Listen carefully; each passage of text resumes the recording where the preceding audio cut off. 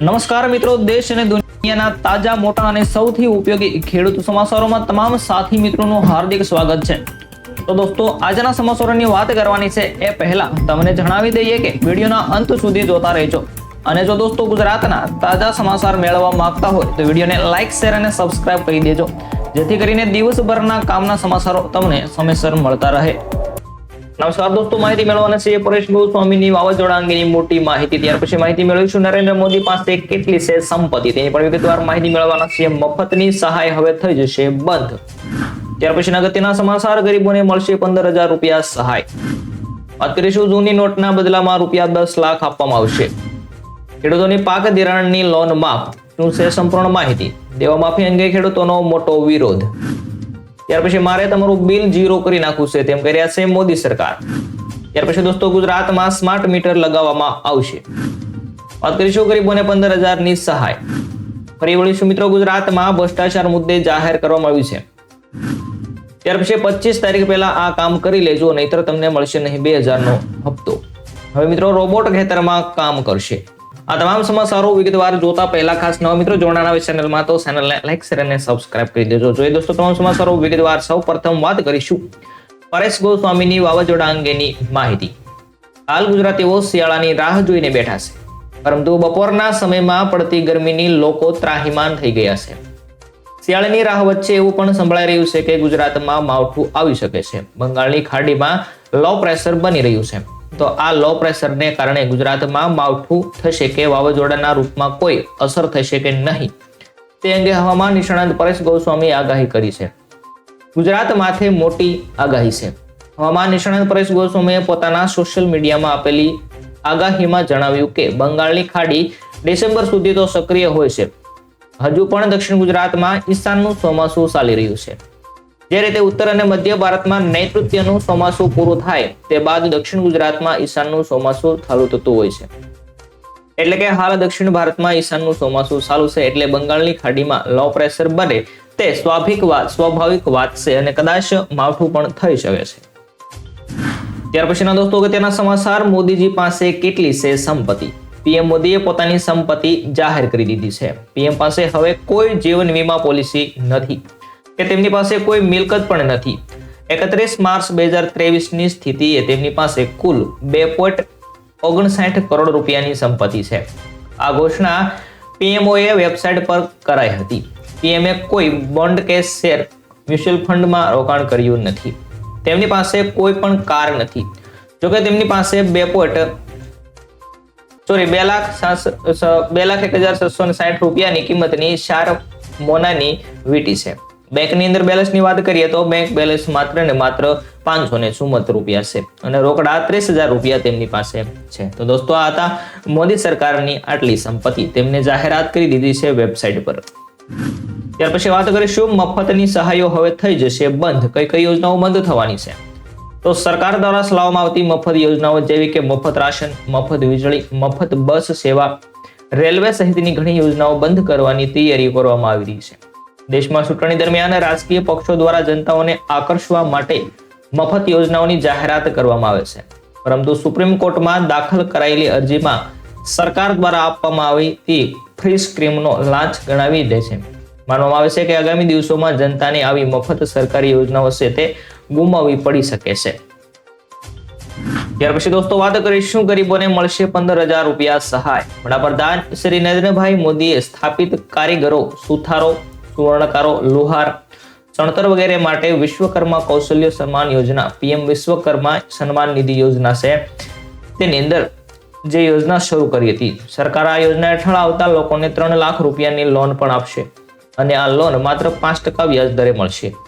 તમને જણાવી દઈએ કે આ યોજનામાં પથ્થરથી કોતરણી કરનાર શિલ્પકારો હોય, નાયકો હોય વગેરેને 18 ક્ષેત્રોમાં સામેલ કરવામાં આવેલા કોઈ પણ ક્ષેત્રમાં કામ કરતા લોકોને 15,000 સુધીની કીટ અથવા તો તેમને લોન છે તે મળવાપાત્ર થશે।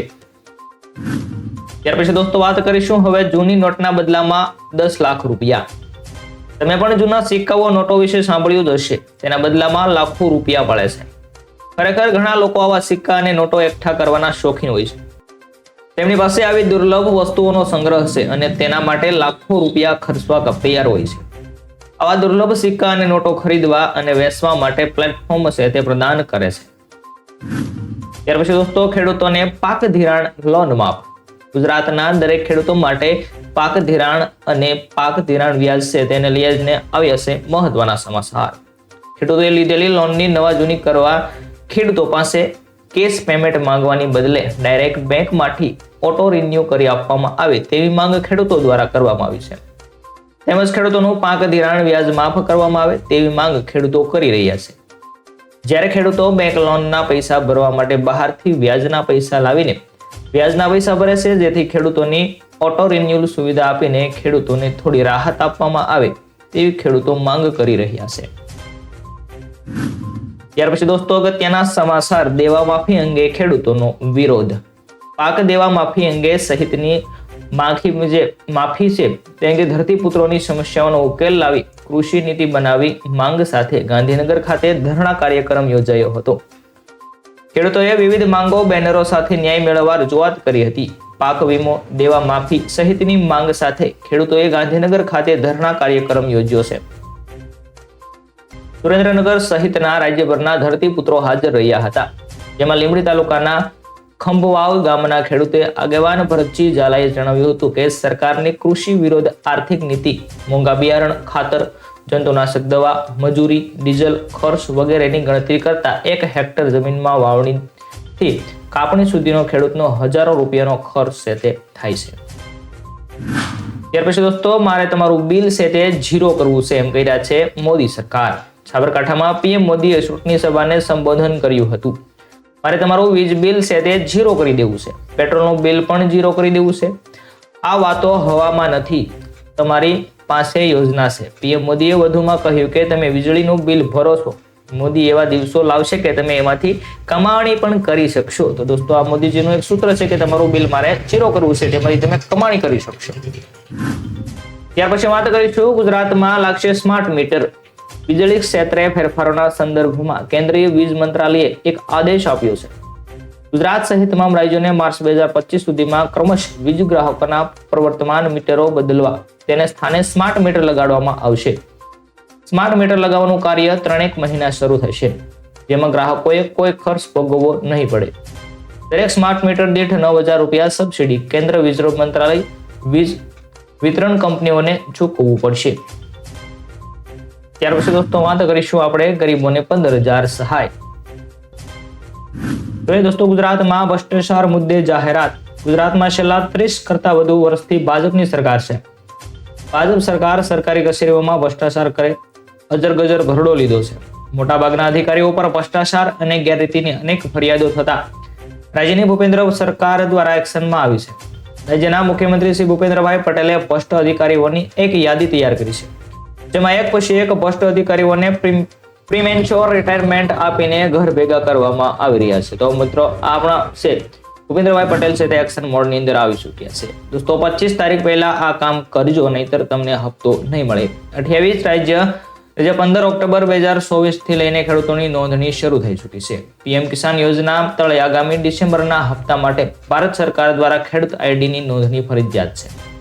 પીએમ કિસાન યોજનાના લાભાર્થીઓ આ લાભ લેવા માંગતા હોય તો 25 નવેમ્બર 2024 પહેલા નોંધણી કરાવી લેવી. વેબ પોર્ટલ પરથી દરેક ગ્રામ પંચાયત કચેરીમાં નોંધણી થશે અને વધુમાં ખેડૂતે જાતે પણ નોંધણી કરી શકશે, અથવા તો CSC સેન્ટર પર જઈ અને તમે પણ નોંધણી કરી શકો છો. ત્યાર પછી દોસ્તો વાત કરીશું હવે રોબોટ ખેતરમાં કામ કરશે. AI અને રોબોટિક્સ વિશે ઘણી બધી વાતો થઈ રહી છે. AI મોટા પાયે ક્રાંતિ લાવશે. આનો નમૂનો સોશિયલ મીડિયા પર દેખાઈ રહ્યો છે. સોશિયલ મીડિયા પર વાયરલ થઈ રહેલા વિડીયોમાં એક રોબોટ ખેતરમાં મજૂરીની જગ્યાએ પાક લણતો જોવા મળી રહ્યો છે.